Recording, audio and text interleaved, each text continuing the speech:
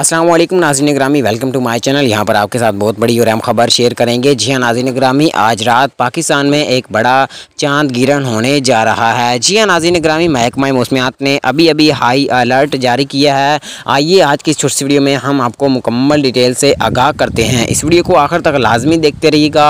Video में आगे बढ़ने से पहले वीडियो को लाइक कर दें। मज़ीद अपडेट देखने और सुनने के लिए चैनल को भी सब्सक्राइब कर दें। ख़वातीन हज़रात और प्यारे पाकिस्तानियों, आपको बताता चलूँ कि महकमा मौसमियात का कहना है कि आज रात पाकिस्तान में एक ख़तरनाक चांद गिरहण होने जा रहा है। ख़वातीन हज़रात, ये पाकिस्तान में बिल्कुल नज़र नहीं आने वाला। पाकिस्तान के 2 से 3 बड़े शहरों में शायद ये नज़र आए, बाकी पाकिस्तान के किसी भी इलाके में नज़र नहीं आएगा। ख़वातीन हज़रात, आपको बताता चलूँ कि ये जो चांद ग्रहण होगा ये एशिया के जितने भी ममालिक हैं उनमें देखने को मिलेगा और इसके असरात भी वहाँ पर मुरतब होने वाले हैं। ख़वातीन हज़रात, हम आपको ताज़ा तरीन रिपोर्ट से आगाह कर रहे थे। मज़ीद अपडेट के लिए हमारे चैनल के साथ जुड़े रहिएगा।